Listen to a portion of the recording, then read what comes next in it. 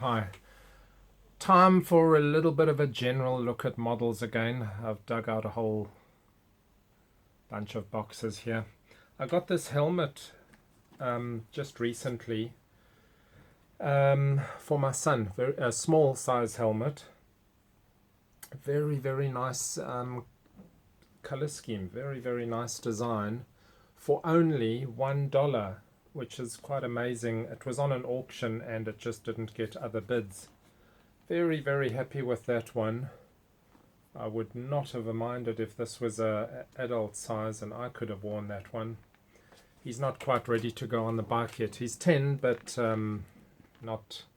I asked him if he wanted to go for a ride, but he said no. But I think that'll change at some point. Okay, so I've just brought out a bunch of stuff here. Just a little bit of a general chat. So I think I'm just going to gradually move through the stuff and slowly make space here on the table. This one I have had in a video before, and my memory isn't great on exactly what this was again. I think this is an Airbus A310, which I've done a lot of good work on. It was a ton of filling and sanding. This goes back to 90s, late 90s maybe. And I've really neglected my airliners. You see all of the sink marks on all of these bits here. Lots and lots of sink marks everywhere. So a ton of filling, really bad. I'm not sure I would even want to do that again. So since I have done so much on this model, I really just need to finish that one off. So I think I will actually schedule this. I must just find the rest of the parts. And so this is a Revell, and I'm pretty sure it's Airbus A310. I think that one will look pretty good once done. This one, I've done an F117, which I did in all black. I can't remember if I showed that in a video. I think I might have. And I also have this one, and I've got a 1/48 scale one, and this one really I've only got for one reason, and that's to have that big decal on the underside. So I don't know what color that is on top, just some sort of mid-gray, but the whole model just revolves around that big decal on the bottom. It's not a difficult build. It's got a low number of pieces. I will do it undercarriage up again, with the sole purpose of being able to hang that up or against the wall, showing that decal. So I must go and find that. It's not in the box here. This one, which I have also discussed in a video before, Dornier 24, and again a model which I was busy with, and this one probably goes back to mid-90s, and again a lot of filler. And this one was that aircraft which I had mentioned, where Italeri, I don't know if they went through that stage, but some models ended up with a rough surface texture. They decided to do, I don't know if I can find, you see I've pretty much finished the wings, sanding everything. So very good on that, but there's all these little nooks and crannies on the fuselage which I have not sanded down yet, and if you spray that it'll look a little bit weird. Some areas smooth and some areas rough. Here's if you can see, you catch that in the light, if you can actually tell that texture. So you know, there's still a lot of sanding, even though I've done a lot of sanding on this. So that's not a fast finish, but probably a very, very nice model to do. A little bit unusual. And I should not let that remain forever hidden away in the garage. I really should at least slowly do a little bit more sanding, cleaning that up.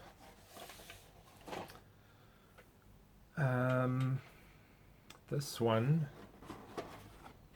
which I had only got recently, with the sole purpose again of those very, very interesting decals. I have shown this in a video. I'll just show that again. So very, very interesting decals. A big box for a 172 plane.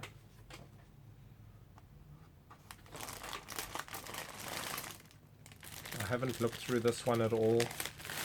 Quite a chunk of stuff. Really huge amount. I mean, consider that. Consider this whole 1/72nd huge box kit to this little 1/72nd nat. So this model I again would probably want to do undercarriage up, but questionable. That one, because this is not the biggest of models, so it might actually go on a shelf. Nice clean aircraft. This nat I just de-sprued the other day.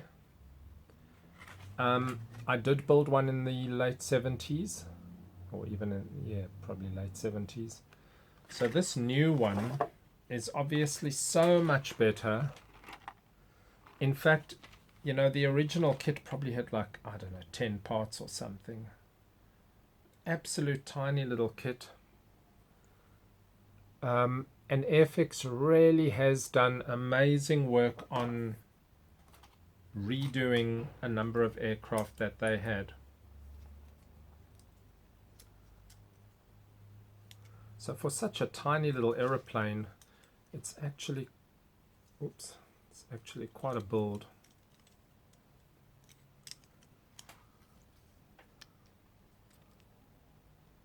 So I would like to do that one quite nicely.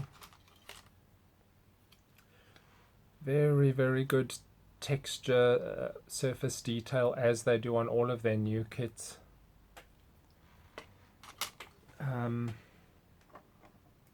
So we'll slowly dabble with that one. I've actually seen one of these. There's a nat in a glass showroom, which you can see from the freeway outside of Melbourne, Australia, and I don't know what the showroom is for. Can't remember if it's a yellow one. So I've just briefly had a view of that. Part of what I sort of ponder is how important was this aircraft in British history versus the Harvard. Now, why does Airfix choose to spend that effort redoing the nat, and there's no talk of redoing the 1/72nd Harvard? I just don't understand. I mean, of course, I'm a Harvard nut, and I'd love them to redo the Harvard, but why? How do they choose their topics? I mean, surely this is not a bigger seller than the Harvard. I don't know. Obviously, I'm not in charge of their marketing, probably for good reason, but I would put Harvard first. Next one up is this. What kit is this? There's the kit name. So this is totally unusual for me to build. But being armor, you know, you can get away with a lot of imperfection, although it doesn't look like a bad model. Tires are rubber molded. In fact, they're not even solid. They've got I don't know if you're going to see that they've got a hollow center.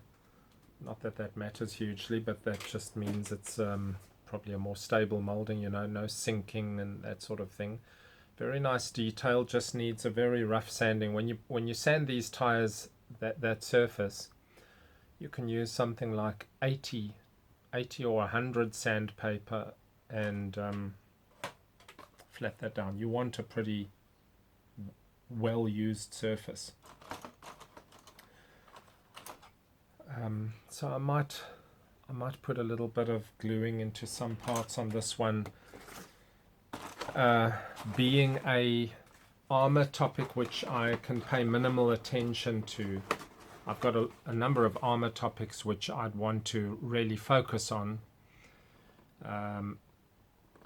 sort of when I'm not busy on so many kits all at once. Oh, sorry, I forgot to mention that's called a BTR 152. And as much as Russia has used a lot of very antiquated equipment in Ukraine, I don't know if they've used any of these. I don't think I've seen, despite this probably having been absolutely mass produced back in the 60s.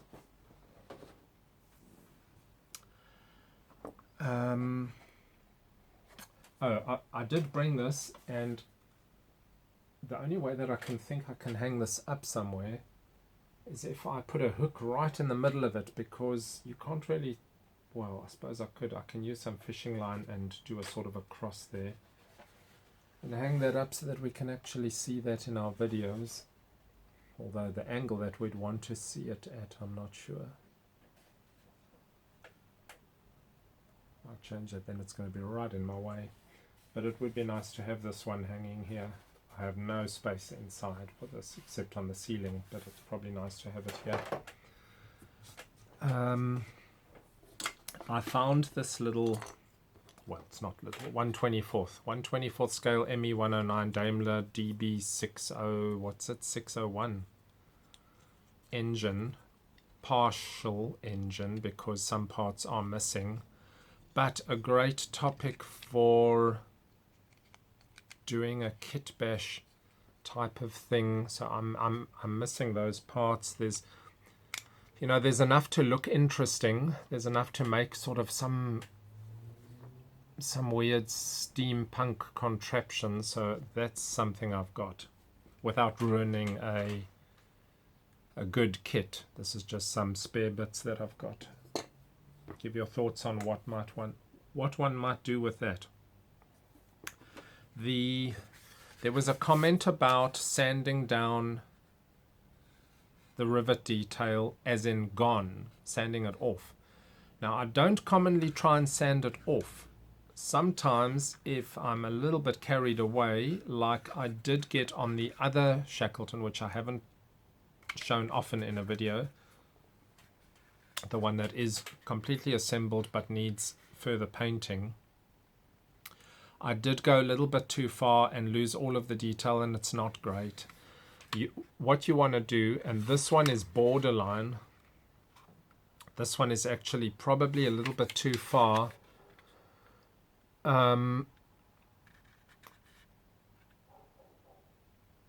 You want, and this one is sanding before the painting because it was just such a huge load of rivets on this Frog Shackleton.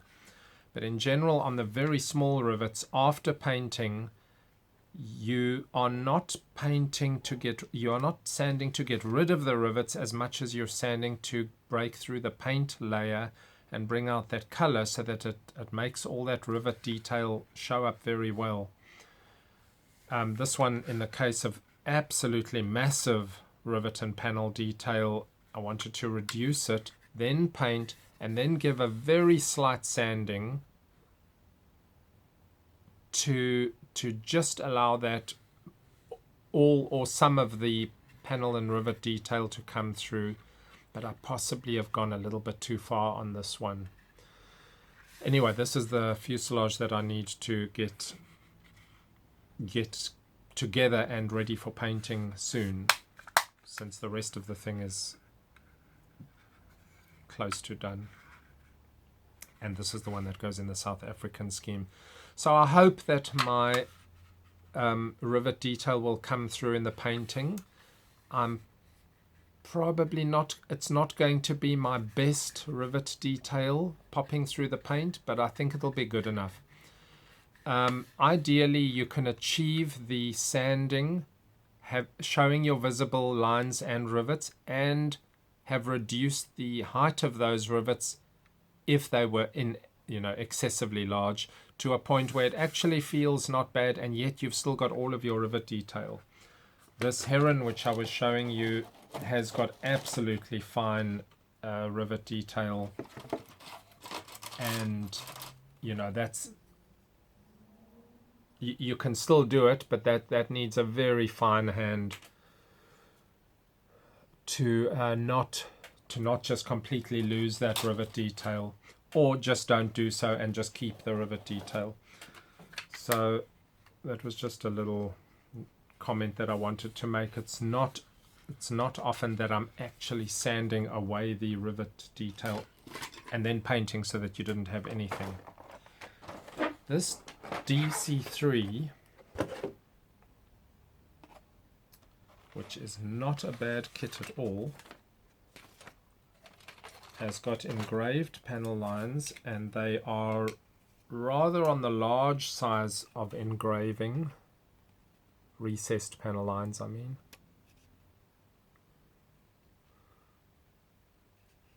But a very nice kit. And this one, despite having nice civilian decals, I will put this into South African Air Force scheme, as this was probably the most iconic aircraft. In the 70s, there were just Dakotas flying all over the place all the time. It was a sound that was just always in the air. I would like to do that.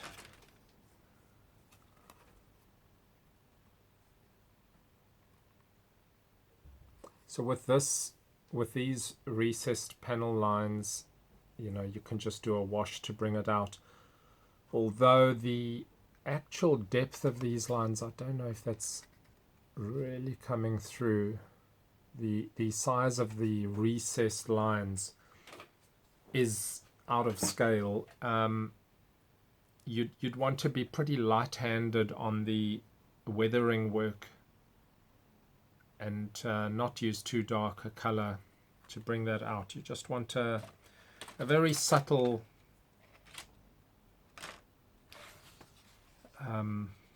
showing of the panels. So that is a very good kit. The clear parts, so you've got those side windows. I've been in one of these. I'm trying to think how many times, once or twice. Despite them being absolutely ever present, I've actually only been in a Dakota once or twice in Pretoria.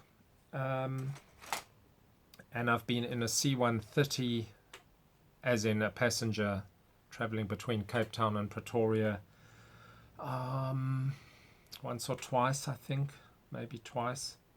Not common either. So there's that one. So yes, there are a huge number of models that are waiting with some importance, or I should say some relevance, and then there are quite a number of models where there's no specific relevance to me having chosen it. I just happen to like the model, and who knows when we'll get to them. So none of these that I've shown you will take up time from the other ones that I've scheduled. And I really do want to get a motorbike or two out pretty soon, and that will be happening. The Lockheed Vega will be sort of within the next week. This I guess will get gluing pretty soon. And the B1 is obviously the one that will be getting a lot of attention. But while working on the B1, I can also do little sub-assembly bits on the motorbikes. Okay, I think that I will try and put in these videos where I'm just looking at a bunch of random models, not actually the ones that are in progress at the moment or intended for progress very soon, just to get a little bit of a scan across some of the models that I've got in the stash. But the airliners, it sort of does bother me, you know, Formula One cars, airliners, I need to do more of them. I like the airliners. I've got quite a number of them, and they are good to look at. So I really should schedule an airliner every now and again. This one, which I got, the 737, which somebody has done up to a point, could probably do with a nice little respray. Although it's got this very matte, rough hand-painted white paint there, I could try and give that a very light sanding with like 800 sandpaper, not to try and remove the white, but just to flatten it, because if you spray over this, your airliner is not going to have a very smooth look. And while doing all of that, I've also been just watching more and more coverage on what led up to the mid-air collision, and you know, all of the discussion around what may be at fault and so on. I won't go into that here. There's enough channels covering all of that at the moment. Very sad. And apparently the biggest air crash in USA for decades, which is very, very sad for all of those involved.